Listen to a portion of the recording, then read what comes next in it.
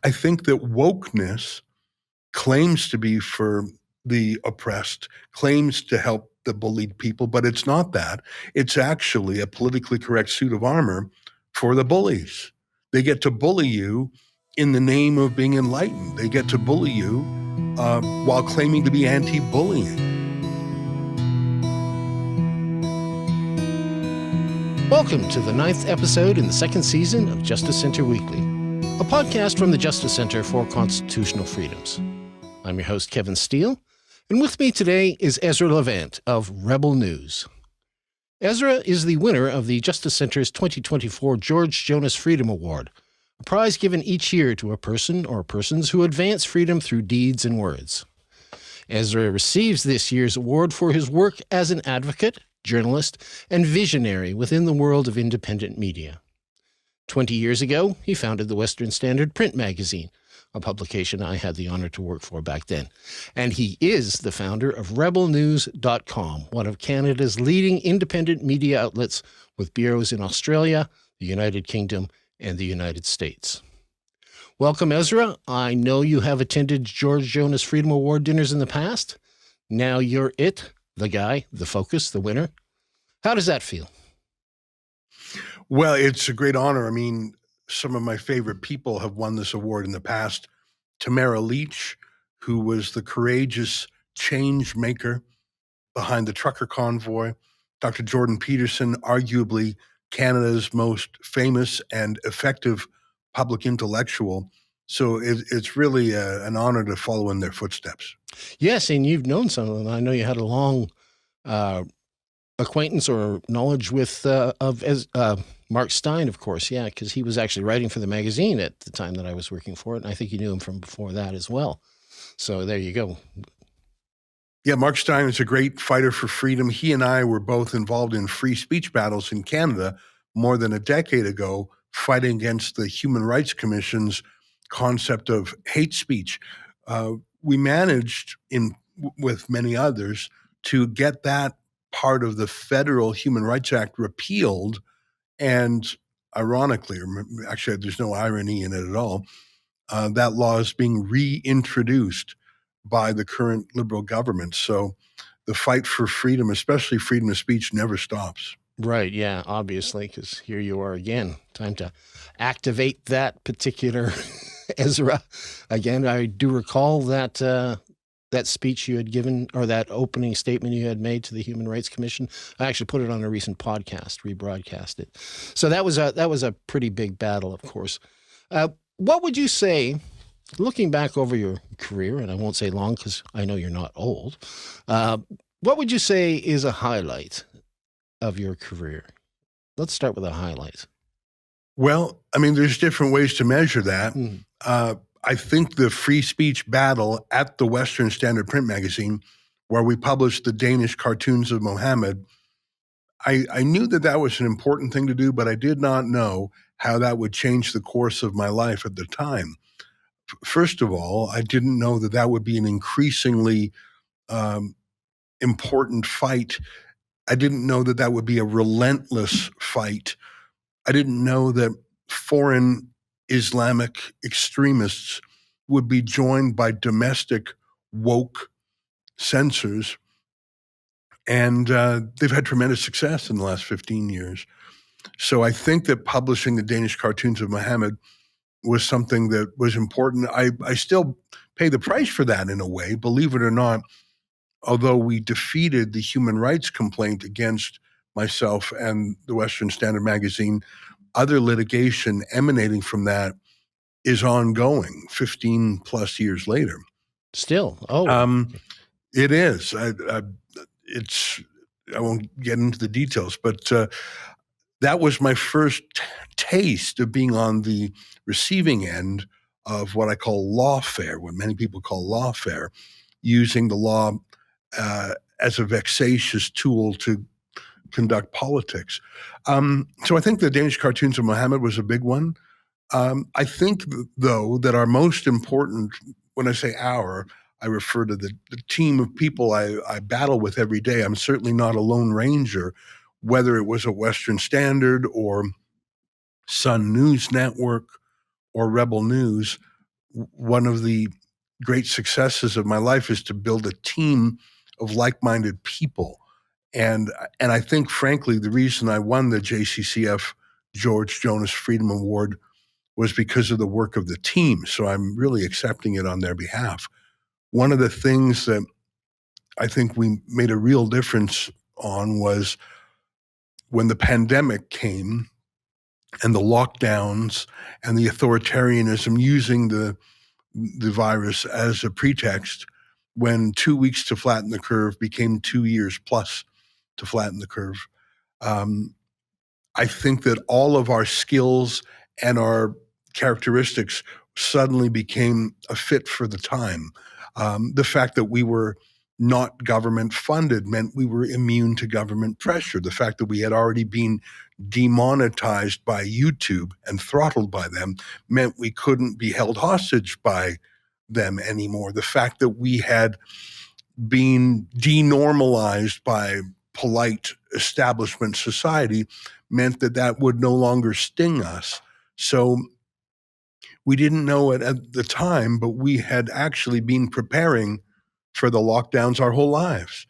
And when that came, the journalism of Rebel News and then later the crowdfunding for civil liberties litigation, inspired, by the way, by the Justice Center, I think that was probably the most important thing I've ever done in my life.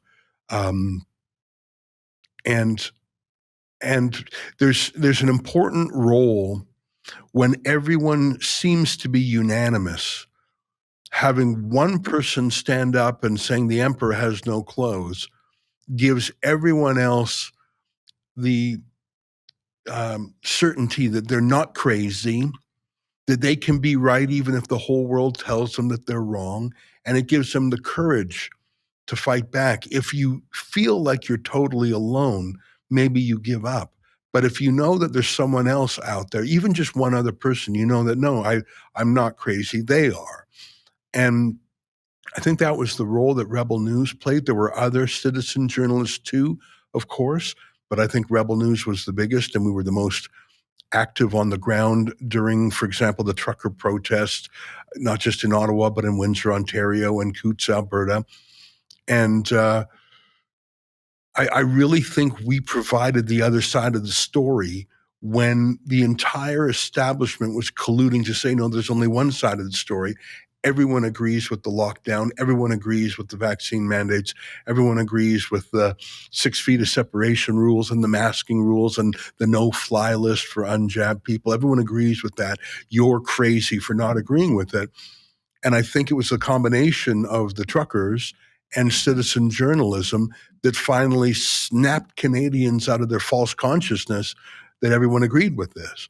And it's my belief that as many as 1 million Canadians either participated in or personally observed the trucker convoy as it made its way across Canada. People lined overpasses on highways. They were on the side of the road. And I think they wanted a real experience, not one that was filtered through the algorithms of social media. They wanted to see real people standing up to the regime and to know that they weren't alone. And I think that was the moment that the lockdowns began to end. In Alberta, certainly that was the case with the Coutts blockade. In Ottawa, it caused Justin Trudeau to overplay his hand, declare martial law in an unconstitutional way, we've now learned. So I think that the grassroots populist common sense of the common people, as Preston Manning might say, combined with citizen journalists who were not being paid by the regime, and then the crowdfunding for legal defenses for people who were harassed by the state. I think that moment, it was a very dark moment for Canada, but for those of us in the civil liberties battle, like the JCCF, like Rebel News, it was our time to shine. And I think that that will probably be the greatest chapter of my public life, although who knows what's to come. Yeah. I do recall you speaking from a flatbed in front of Parliament at one point. So you were on the ground there as well. You weren't just the commander. You were actually at the scene. So kudos to you for that. I wanted to see it with my own eyes. Yeah. And even when I arrived in town, I knew something was up. It felt like I arrived on the Friday night and cars were driving around the city with flags and whooping it up. It felt like a Stanley Cup victory celebration on the streets. And it was like nothing I had ever been a part of before. It was a festival feeling. People genuinely and unironically breaking out into singing "O Canada" while waving Canadian flags. It was a retaking of the national symbols and the national narrative away from the controlled communications that had dominated for 2 years. And it was in such a Canadian way. It was so peaceful. Crime in downtown Ottawa actually fell when the truckers were there. Anyway, we're talking a lot about the truckers, and Tamara Leach rightfully won the George Jonas Award a couple of years ago. But that was an important moment for civil liberties in this country. Other people who had pledged themselves to civil liberties were missing in action. The so-called Canadian Civil Liberties Association really hit the snooze button for 3 years. Opposition parties did not oppose. The media, rather than being skeptics and critics and asking curious questions, became message repeaters. Law professors and law schools that are often contrarian became enforcers. Colleges of physicians and surgeons destroyed the concept of a second opinion. Every single democratic institution failed at once, including most courts. And I think it's a disgrace that to this day, Canada's Supreme Court has yet to trouble itself with any of the constitutional matters arising from the lockdowns. I think it was the greatest civil liberties bonfire in a generation. And our Supreme Court, in fact, the only thing they have said was when the Chief Justice announced that the court itself would have a vaccine mandate, basically telegraphing to the whole country in advance, don't bother bringing your appeals to me because I've shown you that I believe in vax mandates. I've done one myself. It's pretty tough for a Chief Justice to announce a vaccine mandate for his building and then claim to have an open mind when a case comes before him about its constitutionality. I think a lot of systems failed, including much of the legal profession. Right. I just want to focus in on one thing you said there that I want to sort of draw a difference, and it's kind of a personal question, the difference between the time that I worked for you and the time now. You were very adamant when you were the publisher of the Western Standard that you didn't interfere with the newsroom, and that was pretty much a strict rule. I think with the exception of the cartoons when you stepped forward and said, this is my responsibility. But you said just a few moments ago that you wanted to see it for yourself. So I've noticed you become something of a reporter yourself.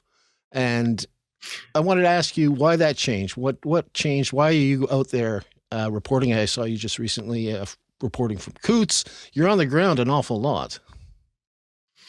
Well, I suppose I've evolved. The medium has evolved. The nature of our business has evolved. I have a great team at Rebel News. We have over 40 staff. During the pandemic, we actually had over 60 staff. And the great benefit of that is that we could cover things across the whole country. There was one weekend where we had nearly 20 journalists on the ground at the same time during the height of the lockdowns. So that's the team effort. But I think I myself have some journalistic skills. I'm curious about things. I have a law background, so that helps me sometimes formulate questions about public policy matters. I'm older than most of our staff. I think I'm the second or third oldest guy at Rebel News, so I have some experience and maybe even some confidence that some of the younger staff don't have. So, and sometimes there's very difficult things that I have to attend as the boss. For example, during the lockdowns, our Montreal reporter kept getting arrested for being out during the curfew, even though journalists were officially exempt. So we sent more journalists to be with him and more, and they kept getting arrested and even handcuffed. So we decided 17 of us would go out and walk the streets together with our Montreal reporter, with a lawyer on the streets with us, walking, doing journalism. The lawyer was literally with us at midnight as we walked around. And that was an instance where my presence was sort of a symbol that we are going to assert our rights. We were doing journalism, but we were also doing something bigger.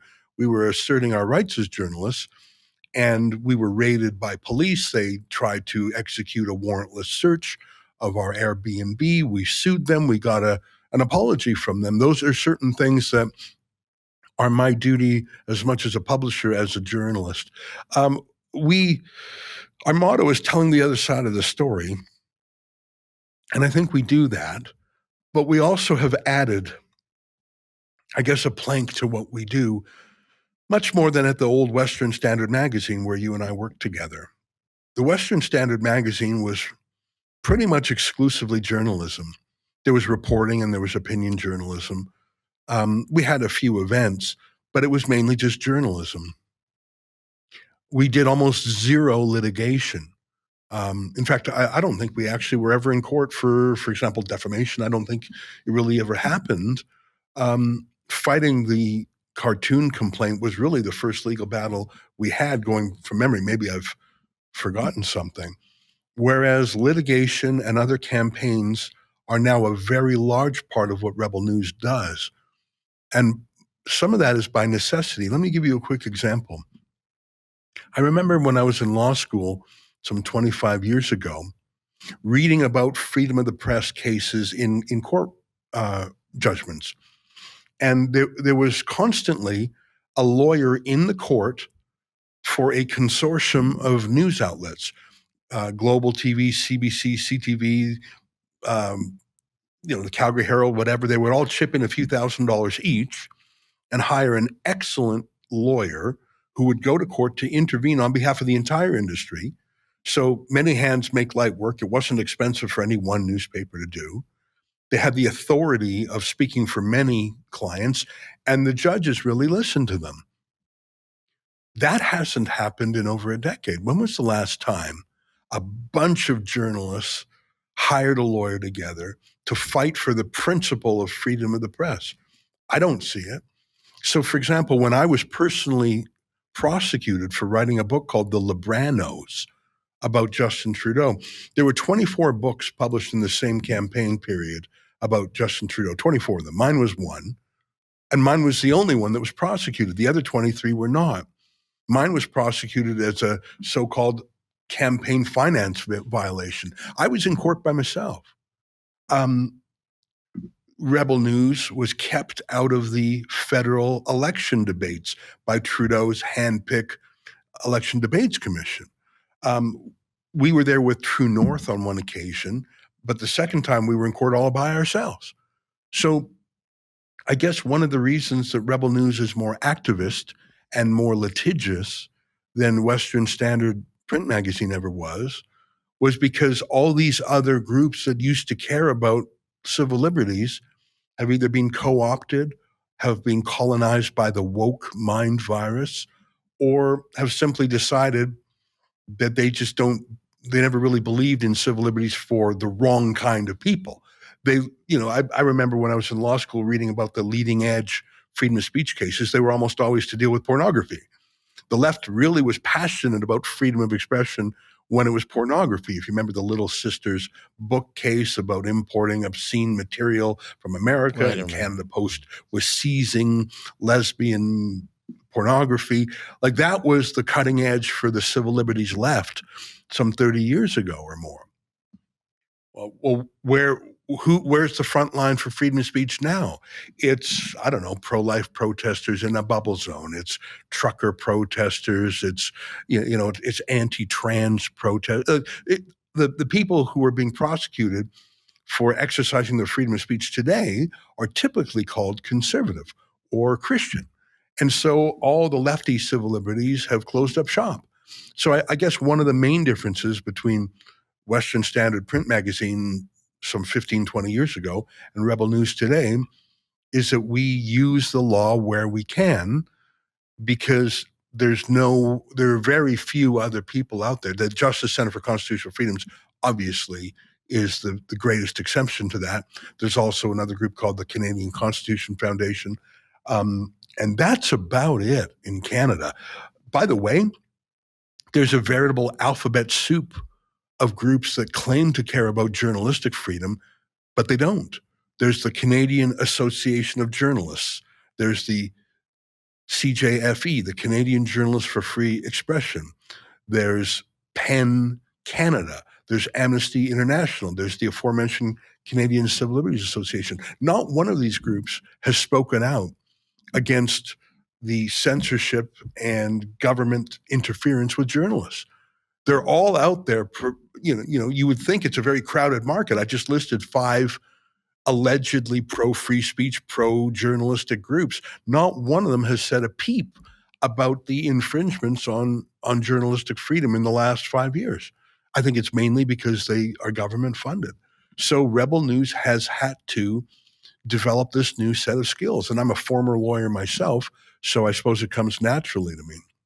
Well, I did notice in reviewing your opening statement at that Alberta Human Rights Commission that you did quote Alan Bouveroy, and he was one of the, I guess, founders of Canadian human rights law, and considered, I think it would be fair to say, a lefty, and he was supporting you in that fight.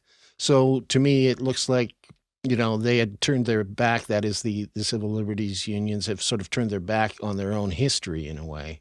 Oh, I had the pleasure of meeting in a very, shallow way, getting to know Alan Bouveroy. He was many years older than me. He's passed away now. And he was a true civil libertarian in the spirit of that project. He really believed in free speech for everybody. That is not today's Canadian Civil Liberties Association. I remember when Rebel News was quite new, I reached out to the Canadian Civil Liberties Association, and they effectively told me that they want nothing to do with us, and that, they weren't canceling us because they didn't have that power, but they would not even talk to us because they took such umbrage with our political positions. They thought we were untouchable. But Alan Bouveroy, the former civil libertarian leader of the Canadian Civil Liberties Association, he believed that no one was untouchable. He believed that if someone was untouchable, he wanted to be their lawyer precisely because they were marginalized. And I think that wokeness claims to be for the oppressed, claims to help the bullied people, but it's not that. It's actually a politically correct suit of armor for the bullies. They get to bully you in the name of being enlightened. They get to bully you while claiming to be anti-bullying. So I think that we really have lost so much of civil society that was dedicated to maintaining our fundamental freedoms. In fact, there's a whole ideology of critical theory, which is another way really of saying communism, that seeks to undermine and critique everything from a woke point of view, not just the law, but even mathematics and engineering and science and everything. Like there's a queer theory behind math, and everything is about smashing the norms and smashing our cultural inheritance of the rule of law, the fundamental freedoms in Section 2 of the Constitution. I really feel like we're in dangerous days. I feel like Rebel News actually is a civil liberties organization as much as a journalistic organization. I would defer to your judgment on that for sure. I want to finish up with a general question, and that is, I want you to imagine yourself in front of a classroom of young kids, high schoolers, whatever, and I want you to explain to them why you think the free society is worth defending, because I am worried that people are losing sight of why this is important. Yeah, well, it's tough because I don't think that we share the same vocabulary with kids these days. I think most schools have completely swapped in a new set of sensibilities and language and history. So me talking to students, I haven't spoken in a school in some years now. I don't even know if they would understand what I mean by freedom. They might say that that's a racist concept. I suppose I would talk about the right to be wrong, the right to be a dissident. I suppose I would ask them if it's possible to be right, even if the whole world says you're wrong. And I might talk about how we find out the truth and how we progress. I might try and appeal to progressive movements historically, whether it was the Black civil rights movement or the gay equality movement or the women's suffragette movement 100 years ago. I would probably point out that all of those movements that started out weak and powerless, what they had was freedom of speech to persuade people they were right. The powerful people don't need freedom of speech. They already have power. I think I would try and show that all improvements and all progress depends on the ability to challenge the status quo, even in uncomfortable ways. One of the most important works on freedom of speech, if I'm pronouncing it right, was a book about 400 years ago called Areopagitica. The arguments for freedom of speech that were outlined then, I don't think they've been improved on in the hundreds of years since. It wasn't quite 400 years ago, sorry. John Milton, yeah. I think we have to go back to those building blocks of freedom. I don't think I answered your question very well, but I guess I should think about that a bit more. Well, the purpose of me asking was to sort of stimulate you so you could get ready to speak at the George Jonas Freedom Award dinners, So now you know that, you got to stand up there and deliver these remarks. Maybe you can inspire yourself by, thinking on the spot here. Why is it worth I'll do my best. Unaccustomed as I am to public speaking, I'll do my best to entertain the crowd. Anyway, I'm joking around. It'll be great. Listen, I've been to the Justice Center dinners in Calgary, Vancouver, and Toronto. In fact, it's been a tradition that Rebel News has bought a table at each of those cities because we know that the JCCF is one of the very few groups that are fighting the good fight. And I've enjoyed meeting the supporters of the JCCF in each city. And I'm always pleasantly surprised, especially with the crowd in Toronto. I find that very hopeful because I feel like Toronto is losing many of its civil liberties faster than let's say, Calgary is. So I'm looking forward to attending in all three cities and meeting old friends and new ones. Good, yeah. And it sounds like you're going to bring your own cheering section, I hope, and get a table. Yeah, but I don't think you'll need your own cheering section. I think that. Well, I hope I'm not scaring anyone away. I wonder how my ticket sales are going compared for other award winners in years past. But I look forward. Whoever's brave enough to show up, I'm looking forward to saying hi to them in person. Right on. I look forward to shaking your hand in Calgary in September again, for sure. Definitely. Thanks, Ezra. I really do appreciate you coming on to the show and giving us your thoughts on the George Jonas Freedom Award and your victory this year. And I do look forward to seeing you in Calgary. Great. I'll see you then. Thanks for your hospitality.